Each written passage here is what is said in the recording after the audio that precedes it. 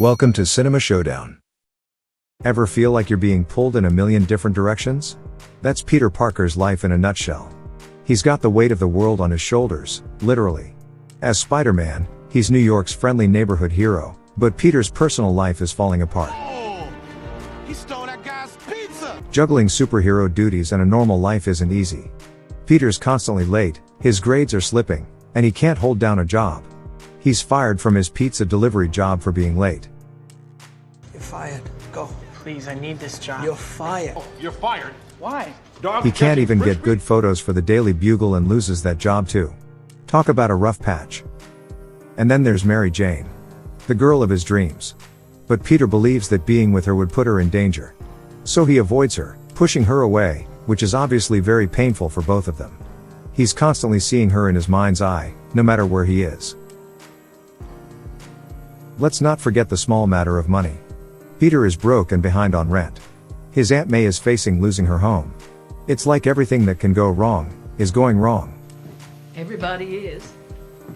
Here, kiddo, happy birthday. You need it more than I do. Even his birthday isn't a happy one. There he is seeing the girl he loves with his best friend. He misses her play, and later sees her with another guy, and that's just another punch to the gut.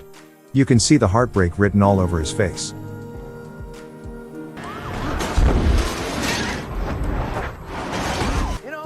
Eat your green vegetables.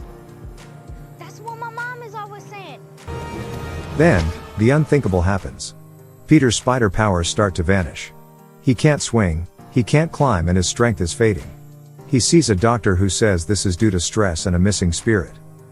Overwhelmed and desperate, Peter decides to give up. He throws away his Spider-Man suit, trying to leave the responsibility behind and just be normal. But can he really escape who he is? Can he really give up his dreams? This is when the real struggle begins. As Peter is trying to figure out his life, we're introduced to Dr. Otto Octavius, a brilliant scientist, working on a revolutionary fusion project. He's trying to create a clean and renewable energy source. Peter, always interested in science, is drawn to Dr. Octavius and his work. Dr. Octavius has these incredible mechanical arms that are controlled by his mind, and he believes this technology will change the world. Peter is impressed and thinks that he is a genius.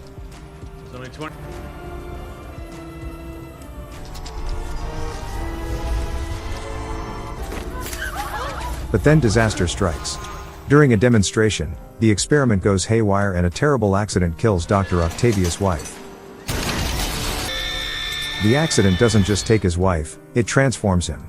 The mechanical arms become permanently fused to his body, and the chip that was supposed to control them is destroyed. And that's when things go really bad.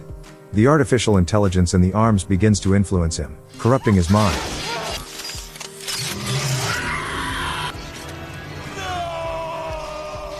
This brilliant scientist is now becoming someone else, a menacing villain, Dr. Octopus, or Doc Ock as he becomes known. Doc Ock is on the loose. He's no longer the kind, brilliant scientist, he is a powerful criminal. He robs a bank and kidnaps Aunt May, creating chaos and fear in the city. Spider-Man intervenes to protect the city, but Doc Ock is incredibly strong and he escapes. This sets up the first direct conflict between our hero and this new villain.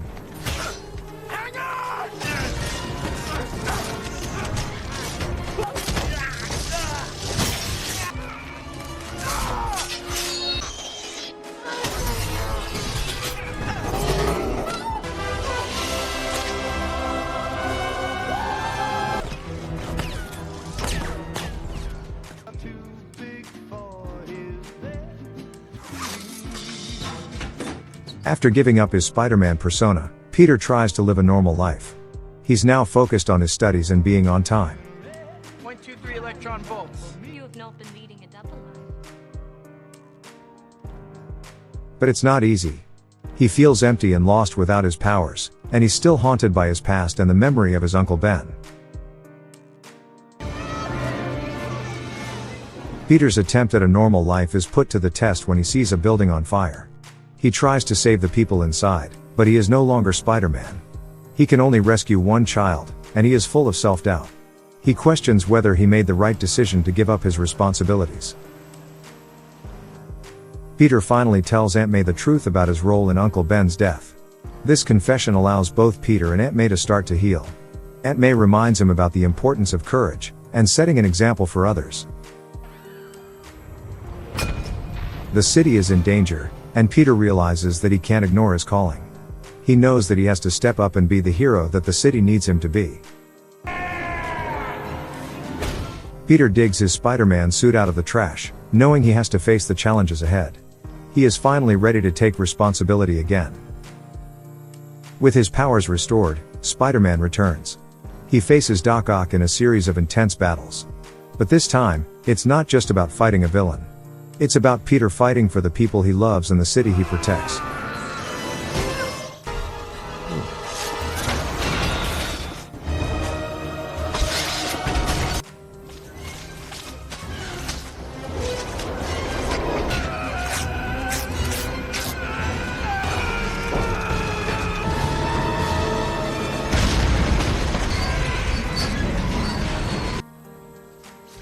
He saves a train full of people using all his strength, and the people lift him up, as a symbol of their support.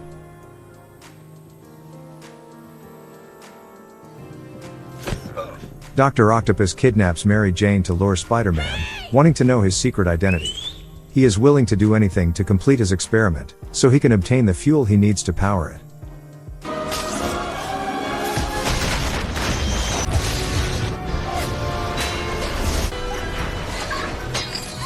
Spider-Man tries to talk to Dr. Octavius, reminding him of who he used to be. He persuades the doctor that his experiment is dangerous, and the only way to stop it is to sacrifice himself. Peter's words help the doctor understand what he has to do, and he becomes a hero again. In an act of redemption, Dr. Octopus destroys his fusion reactor, ending the threat to the city. He makes the ultimate sacrifice to correct his mistake, atoning for his crimes.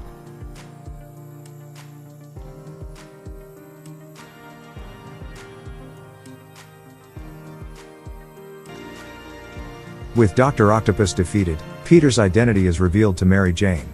She finally understands why he has to keep his distance, and accepts him, despite the dangers. She tells Peter she loves him, and will be by his side, despite the risks. Spider-Man continues to protect the city, now with Mary Jane by his side. He embraces his responsibilities while finally having the love he deserves.